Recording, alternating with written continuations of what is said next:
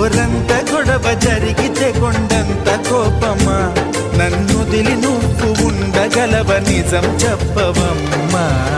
అందరినీ ఇలా వెంటపడి అడగాల సరదాగా నువ్వే ఎదురైతే సరిపోదా నిద్రపోతున్న రాత్రి నడిగా గుటికి చేరిన గువ్వల నడిగా